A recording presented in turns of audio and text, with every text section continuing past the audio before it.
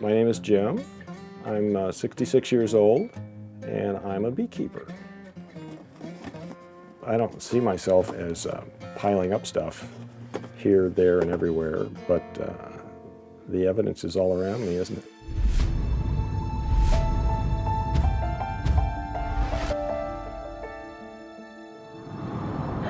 Is that good? I'm Heather, and I'm 38. Jim is my dad. It can't feel good to live like that. And to get up in the morning and have just crap everywhere, and debris and dirt and yuck, it's gotta affect him in some ways. It can't be a healthy environment. She's not gonna walk with you.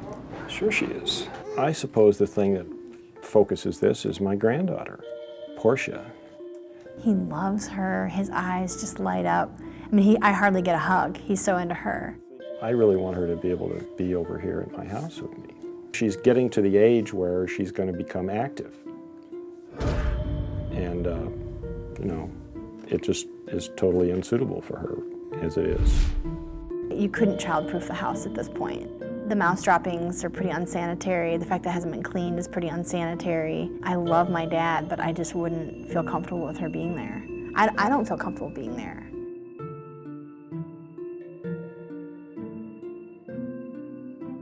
I wonder if I can call Adult Protective Services and express my concerns and have them go over it, because maybe my dad would need to hear it from them that it's an unfit place to live the way it is.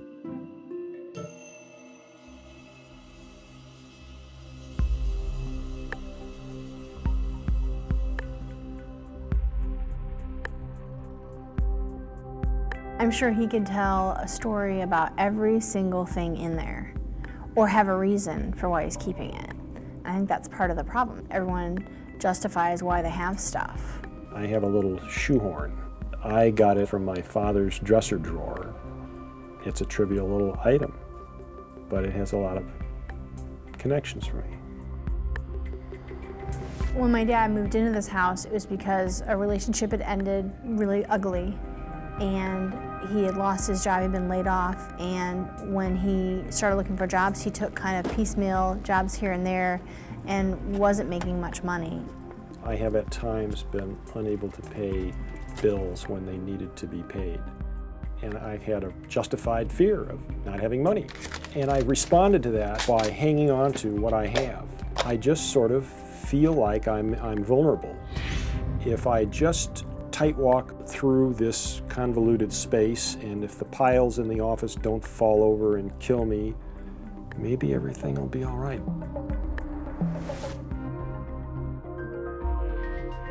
One of the ironies of my life is I can escape. I get in my truck and off I go, and I close the door and this house kind of disappears. If he doesn't do this and take care of it now, I definitely would call Adult Protective Services. It's not just the way the house looks and the lack of convenience or comfort. It's a question of health and safety.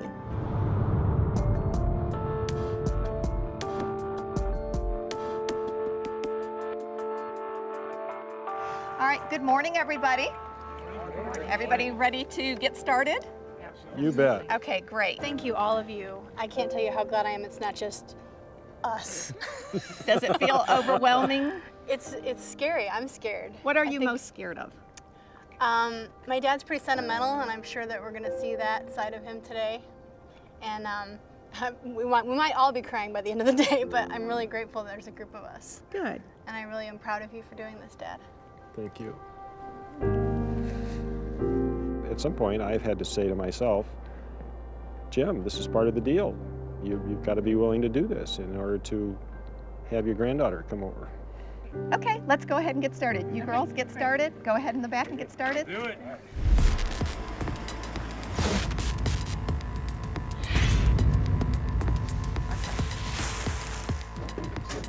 Look at how fast you did that. I love it. Go, Jim, go. Pick. I haven't seen Heather work, so I'm not sure if she's going to agitate her father Just let me see the spines here. What have we got? or if it's going to be a good combination to have them together working. There's no doubt that these are good books, but Well, don't tell don't me. need them all. Don't humor me. Are you willing to let go of the encyclopedias in order to keep those? I pulled the And you gave a history lesson, I World already knew about Atlas it. out of the encyclopedia bookcase just last week and referred to it. You can find it online. You can find everything Don't online. talk to me about online, please.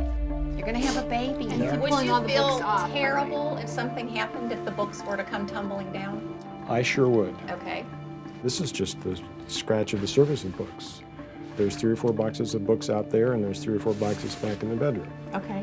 And they're pretty nice books, just like this, and I'm gonna be reluctant to throw them away. Okay. But- And your but- body but- language is telling me but- you're closing down on me.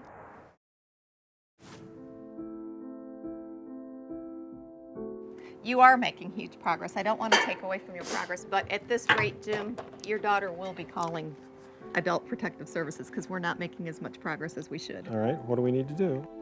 He is so worried about forgetting things. He hangs on to things because he doesn't want to forget about them.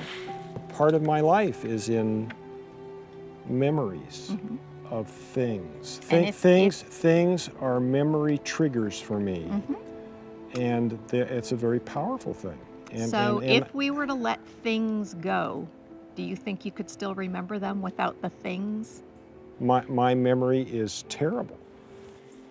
You have bricks wrapped in newspaper stacked in a garage for years. Yeah.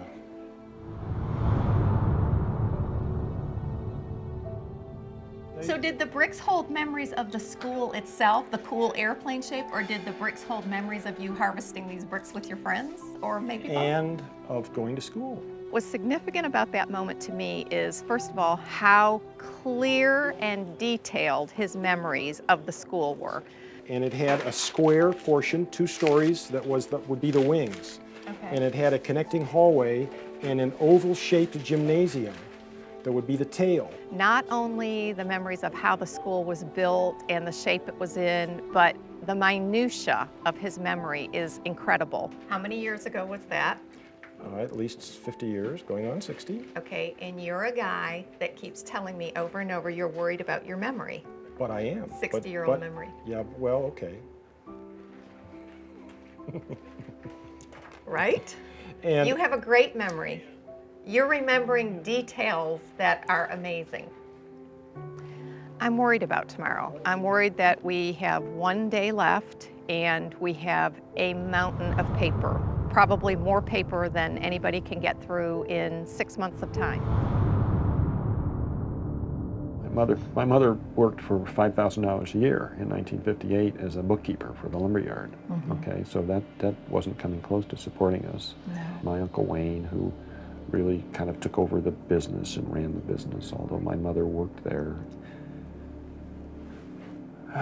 Let us have money to live on, to continue the kind of life that we had when my father was alive.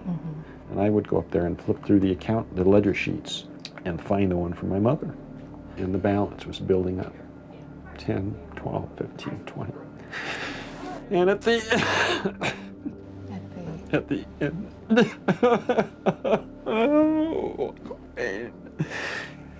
at the end of the year, he would always find a way to declare a dividend to clear that account. And Jim's just a very sentimental person, and these things take him right back to when his father was alive and memories about his mother. there's not enough memories. Do you think you hang on to stuff maybe for that reason? Because there aren't enough memories? I don't know. Maybe. And we're still putting trash in the plastic bag? Yes. Okay, let's put those in the keeper pile. Oh my God, this is wonderful, Geraldine. Well, good. What did you find? Oh, look, it's money. No, it isn't. How long has it been in there? Just since last fall. We found money, $480 in cash and an uncashed check. Okay, now this is interesting because why do I have that set aside? Would that be a check for $500? Another $500. Woohoo! Not bad for a day's work. My new big red truck needs some rear end work. The found money will just help pad the blow.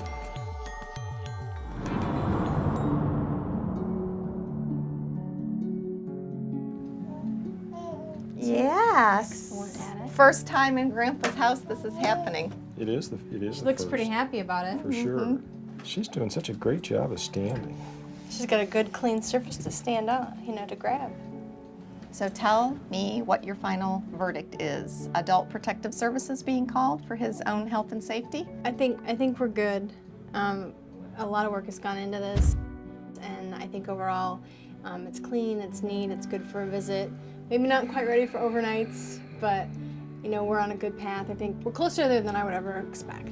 He needs to continue working with a therapist and really figure out what's causing this behavior and then just move on in his life and enjoy his granddaughter and all his friends and family. I hope that my girls can see that a large part of my motivation here has been a desire to live as full a life with them as I can.